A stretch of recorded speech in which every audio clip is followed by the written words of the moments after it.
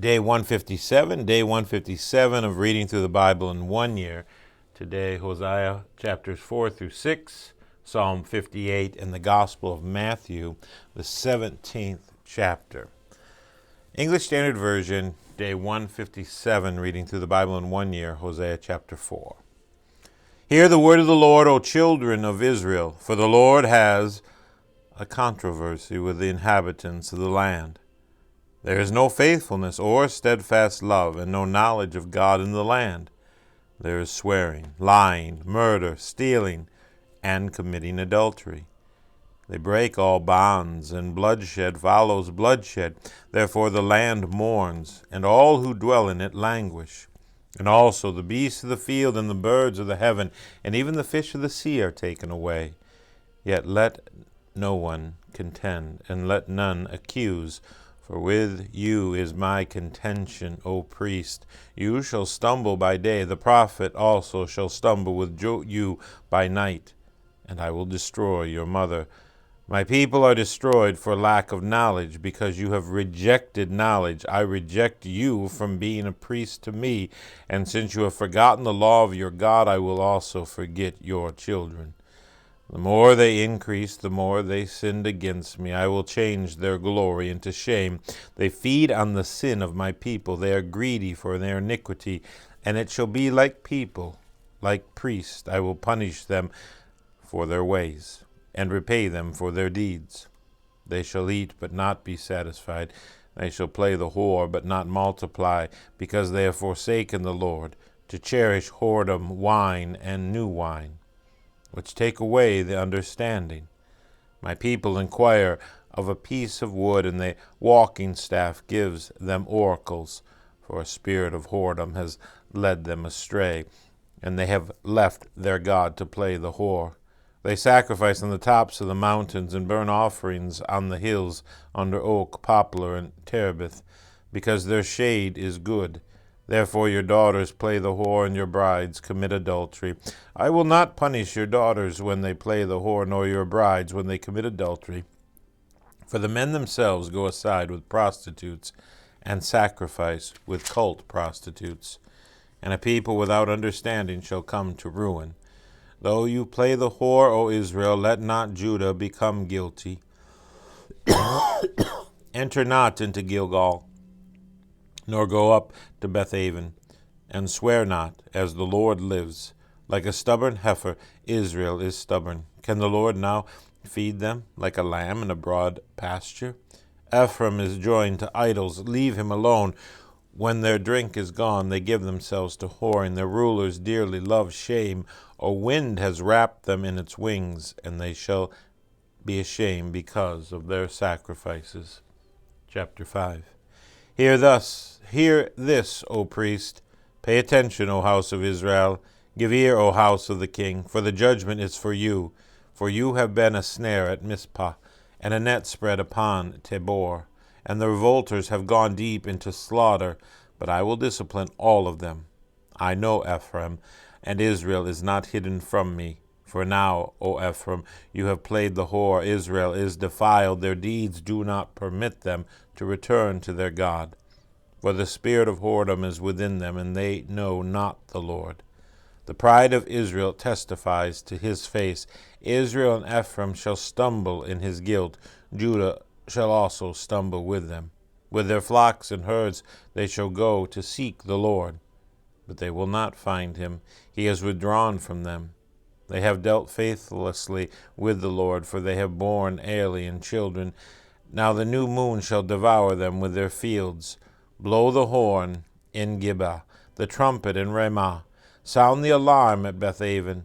We follow you, O Benjamin. Ephraim shall become a desolation in the day of punishment among the tribes of Israel. I make known what is true. Sure, the princes of Judah have become like those who move the landmark. Upon them I will pour out my wrath like water.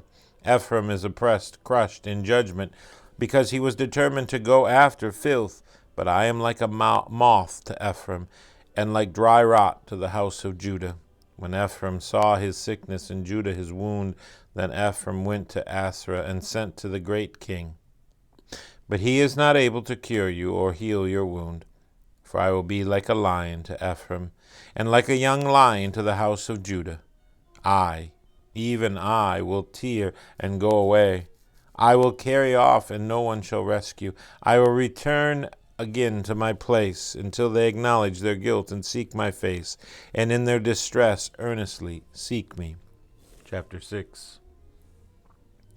Come, let us return to the Lord, for he has torn us, that he may heal us. He has struck us down, and he will bind us up. After 2 days he will revive us. On the third day he will raise us up, that we may live before him. Let us press on to know the Lord. His going out is sure as the dawn. He will come to us as the showers, as the spring rains that water the earth. What shall I do with you, O Ephraim? What shall I do with you, O Judah? Your love is like a morning cloud, like the dew that goes early away. Therefore I have hewn them by the prophets. I have slain them by the words of my mouth, and my judgment goes forth as the light. For I desire steadfast love and not sacrifice, the knowledge of God rather than burnt offerings. But like Adam they transgressed the covenant. There they dealt faithlessly with me. Gilead is a city of evildoers, tracked with blood. As robbers lie in wait for a man, so the priests band together. They murder on the way to Shechem. They commit villainy. In the house of Israel I have seen a horrible thing. Ephraim's whoredom is there. Israel is defiled. For you also, O Judah, a harvest is appointed, when I restore the fortunes of my people. The Gospel of Matthew, the 17th chapter.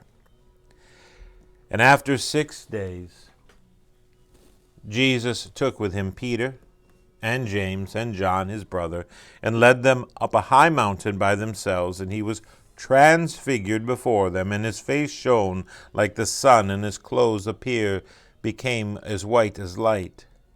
And behold, there appeared to them Moses and Elijah, talking with him.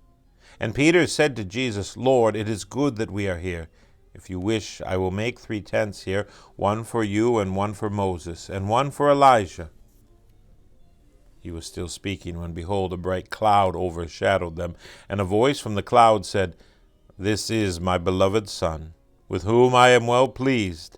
Listen to him. When the disciples heard this, they fell on their faces and were terrified.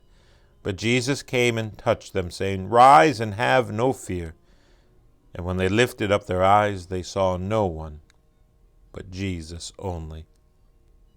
And as they were coming down the mountain, Jesus commanded them, Tell no one the vision until the Son of Man is raised from the dead. And the disciples asked him, Then why do the scribes say that first Elijah must come? He answered, Elijah does come, and he will restore all things. But I tell you that Elijah has already come, and they did not recognize him, but did to him whatever they pleased. So also the Son of Man will certainly suffer at their hands. Then the disciples understood that he was speaking to them of John the Baptist. And when they came to the crowd, a man came up to him, and kneeling before him said, Lord, have mercy on my son, for he is an epileptic, and he suffers terribly. For often he falls into the fire, and often into the water. And I brought him to your disciples, and they could not heal him. And Jesus answered, O faithless and twisted generation, how long am I to be with you? How long am I to bear with you? Bring him here to me. And Jesus rebuked the demon, and it came out of him, and the boy was healed instantly. Then the disciples came to Jesus privately and said, Why could we not cast it out? And he said to them, Because of your little faith. For truly I say to you, if you have faith like a grain of mustard seed, you shall say to this mountain, Move from here to there, and it will move, and nothing will be impossible for you. As they were gathering in Galilee, Jesus said to them, The Son of Man is about to be delivered into the hands of men, and they will kill him, and he will be raised on the third day. And they were greatly distressed. When they came to Capernaum, the collectors of the 2 drachma tax went up to Peter and said, Does your teacher not pay the tax? He said, Yes. And when he came into the house, Jesus spoke to him first, saying, What do you think, Simon? From whom do kings of the earth take toll or tax? From their sons or from others? And when he said, From others, Jesus said to him, Then the sons are free. However, not to give offense to them, go to the sea and cast a hook and take the first fish that comes up, and when you open its mouth, you will find a shekel. Take that and give it to them, for me and for yourself. That is the end of day 157, except we also had Psalm 58, and I skipped over that, so we will read that right now. Psalm 58. Psalm 58. Do you indeed decree what is right, you gods? Do you judge the children of man uprightly? No, in your hearts you devise wrongs. Your hands deal out violence on earth. The wicked are estranged from the womb. They go astray from birth, speaking lies. They have venom like the venom of a serpent, like the deaf adder that stops its ear, so that it does not hear the voice of charmers or of the cunning enchanter. O God, break the teeth in their mouths, tear out the fangs of the young lions, O Lord. Let them vanish like water that runs away. When he aims his arrows, let them be blunted. Let them be like the snail that dissolve into slime, like the stillborn child who never sees the sun. Sooner than your pots can feel the heat of thorns, whether green or ablaze, may he sweep them away. The righteous will rejoice when he sees the vengeance. He will bathe his feet in the blood of the wicked. Mankind will say, Surely there is a reward for the righteous. Surely there is a God who judges on earth. And that is the end of day 157. We had Hosea chapters 4 through 6. Then I read the Gospel of Matthew, the 17th chapter, and we closed with Psalm 58.